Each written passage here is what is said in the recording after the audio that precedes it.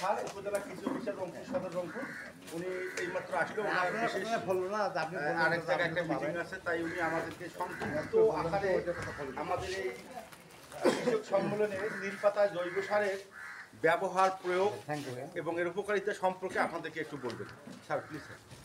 Sir, প্রতিপাদ্যকে সামনে রেখে আজকের এই আলোচনা সভার সম্মানিত অতিথিবৃন্দ, মঞ্চবিশিষ্ট অতিথিবৃন্দ, উপস্থিত কৃষক কিষাণী ভাই বোনেরা যারা আছেন, সকলের প্রতি বিনম্র শ্রদ্ধা এবং সালাম। মুসলমান ভাইদের প্রতি সালাম, আসসালামু আলাইকুম। শ্রেণীভেদে অন্য জাতির প্রতি আদাব এবং নমস্কার। আশা করি আপনারা সকলে ভালো আছেন এবং শীতের এই সময়ে আজকের এই প্রতিষ্ঠানের আয়োজনে আপনারা সকলে সমবেত হয়েছেন, এই জন্য আপনাদের প্রতি কৃতজ্ঞতা প্রকাশ করছি। আপনারা সকলেই জানেন যে জৈব সার এটা মাটির একটা প্রাণ, তাই না? জৈব সার অনেকগুলো কাজ করে, মানে একটা দুটা বলতে ভুল হবে, অনেকগুলো কাজ করে। তার মধ্যে প্রধানতম যে কাজটা করে সেটা হচ্ছে যে জৈব সার মাটির যে গঠন, একটা মাটি থেকে আমরা প্রতি বছরে ফসল নিচ্ছি, একটা সিজনে এক বছরে 2 বার 3 বার করে আমরা ফসল নিচ্ছি, তাহলে ফসলগুলো মাটি থেকে যে পুষ্টিগুলো নিয়ে নিচ্ছে সেই পুষ্টিগুলো তো মাটিতে আবার আমাদেরকে ফেরত দেওয়া উচিত। তো আমরা যখন কেমিক্যাল সার ব্যবহার করি তখন দেখা যায় যে মাটির যে গঠন সেটা কিন্তু ঠিক হয় না, এবং মাটিতে যে উপকারী পোকামাকড়গুলো থাকে সকলেই তো আর অপকারী পোকামাকড় না, কিছু অণুজীব আছে যেগুলোকে আমরা খালি চোখে দেখতে পাই না, তারা কিন্তু উপকৃত হয় জৈব সার ব্যবহারের মাধ্যমে। এবং জৈব সারের আরেকটা বড় বৈশিষ্ট্য হচ্ছে জৈব সার পানির ধারণ ক্ষমতা বাড়ায়।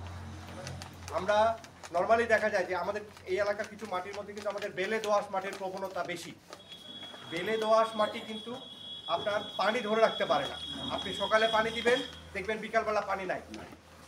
আমরা যদি মাটিতে জৈব সার যদি মাত্র 5%, যেই জমি আমরা চাষ করতেছি এই জমির মাত্র 5% জৈব সার যদি আমাদের যদি জৈব পদার্থ থাকে মাটিতে, তাহলে এই মাটি যথেষ্ট পরিমাণে পানি ধরে রাখতে পারে।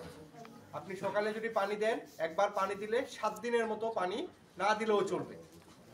কিন্তু জৈব সারের ব্যবহারটা আমাদের ধীরে ধীরে কমে আসতেছে।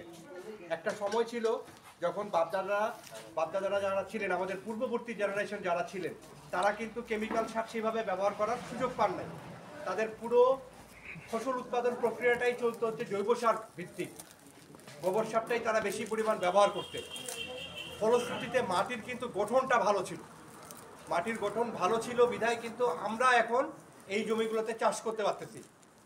কিন্তু আমরা কিন্তু জৈব সার ব্যবহার করতেছি না, কম করতেছি, আমরা দিচ্ছি কেমিক্যাল সার, ফলে মাটির গঠনটা নষ্ট হচ্ছে।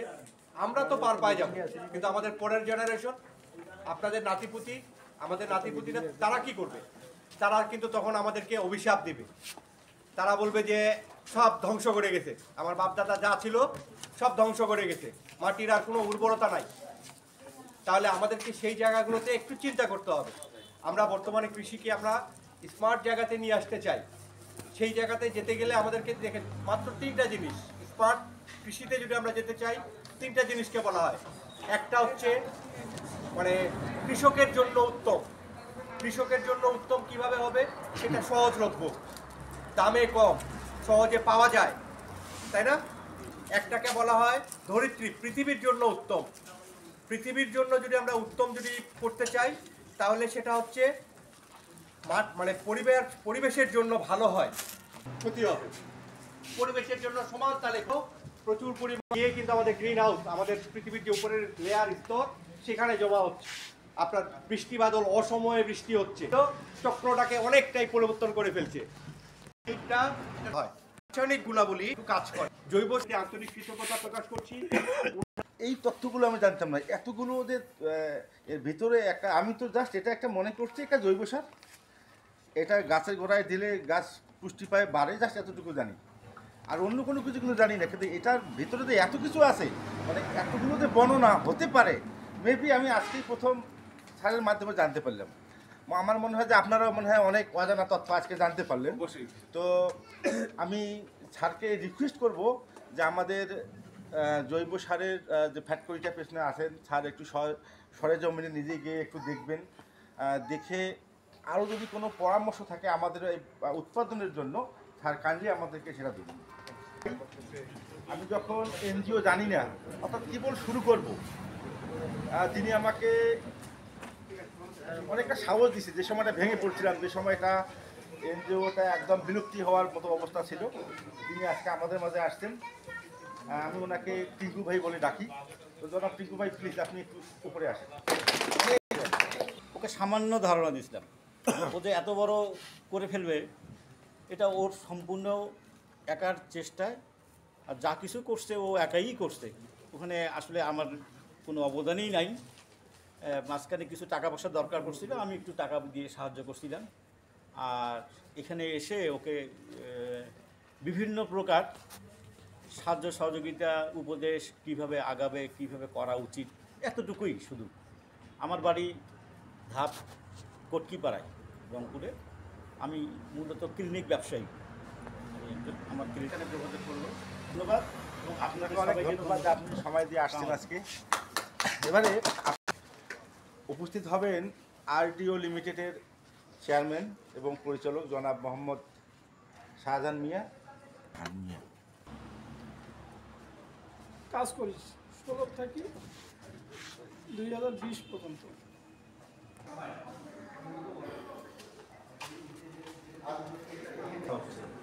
তার মানে এই গাছ থেকে 2 টাকা দিয়ে দিচ্ছে।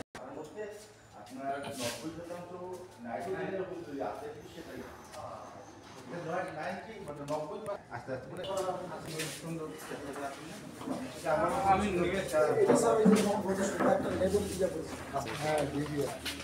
দীপক কুমার রায়।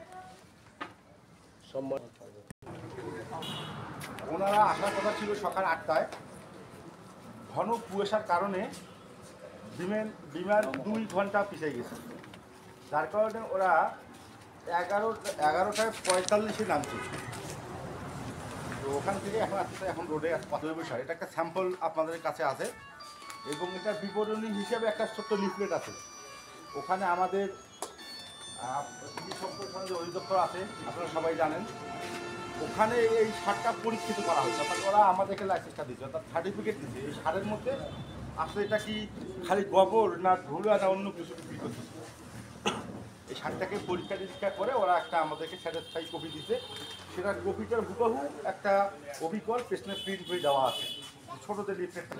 দাদা, পাতার থেকে জৈব সার কিভাবে উৎপাদন হয়েছে সেটা ব্যবহার করা। আচ্ছা, তার আগে একটা সুসংবাদ দিই। আপনারা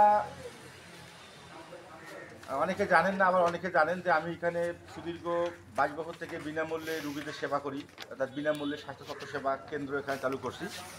তো এই 22 বছরে আমার সাথে আরও যে কিছুক্ষণ আগে বললাম যে হাঁটিয়ে পাওয়া করে আমরা আগাচ্ছি আরডিওর সাথে একসাথে, সাধারণ স্যার সহ। তো আমরা এই বছরে এই জায়গাটাতে একটা ইউনানি মেডিকেল কলেজের একটা আমরা অনুমতি পাচ্ছি। এটা আপনাদের অশেষ একটা আশীর্বাদ সবাইরে, অনেকের দোয়া আছে আমার প্রতি যে কোনো ভালো কাজ করতে যাচ্ছি, যার কারণে এই জায়গাটাতে একটা আমার কলেজ হচ্ছে, অর্থাৎ হচ্ছে Unani general medical college and হাসপাতাল। এটা আমার এইখানেই হচ্ছে। তো সবাই একটু আমাকে আশীর্বাদ করবেন, দোয়া করবেন, যাতে আপনাদের ভবিষ্যৎ প্রজন্ম, বাচ্চা কাচ্চারা, অনেকে টাকার অভাবের কারণে ডাক্তারি পড়তে পারে না বাচ্চাদের। তো এইরকম গরিব মানুষের বাচ্চারাই কিন্তু এখানে ডাক্তারি পড়ার সুযোগটা পাবে, এবং সেটা হচ্ছে আপনার আমরা ৭৪% দেবো, গভর্নমেন্ট আমাদেরকে 25% দেবে। তো একটু সবাই প্রাণ খুলে আমাকে দোয়া করবেন, আশীর্বাদ করবেন, যাতে এটা সাকসেস করতে পারি এই আগামী বছরে। নামকে নম্বর 91 80 কে 80। মোহাম্মদ সাদিদ হোসেন। আমি ইন্ডিগো ফিল্ডস লিমিটেডে এবং ইস্টার্ন অ্যাপ্রোচ গ্রুপে head of brands and marketing হিসেবে আছি। প্রথমেই দুঃখ প্রকাশ করছি, কারণ আমাদের সকাল 8টার মধ্যে এখানে থাকবার কথা, কিন্তু যেহেতু আজকে আপনারা জানেন সৈয়দপুরে অনেক ঘন কুয়াশা ছিল, সো অনেক কুয়াশার কারণে বিমান অবতরণ করতে পারিনি এবং প্রায় 4 ঘন্টা আমাদের ফ্লাইট ডিলে হয়েছে। তো আপনারা অনেকক্ষণ, আমি শিওর যে দাদা ছিলেন, অনেক সুন্দর করে অনুষ্ঠানটি পরিচালনা করেছেন, আপনাদেরকে জানিয়েছেন আমাদের। আপনাদের কাছ থেকেও বক্তব্য শুনেছেন এবং তাদের বক্তব্যটা আপনাদের কাছে জানিয়েছেন। আপনাদের সবাইকে অসংখ্য ধন্যবাদ আমাদের এই আয়োজনে যোগ দেওয়ার জন্য, আমাদের দাওয়াত গ্রহণ করার জন্য, এবং আমরা সামনেও আরও কয়েকটা অনুষ্ঠান করছি, সেখানেও ইনশাল্লাহ দেখা হবে এবং আপনারা আমাদের সাথে থাকবেন।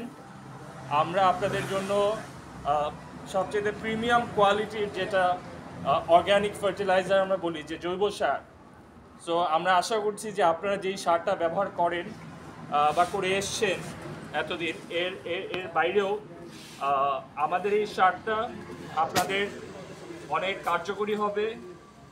আপনাদের পর যদি আপনারা আপনাদের মূল্যবান মতামত নিখিল ওনাকে জানাবেন, কিভাবে আপনারা উপকৃত হচ্ছেন সেটাও জানাবেন।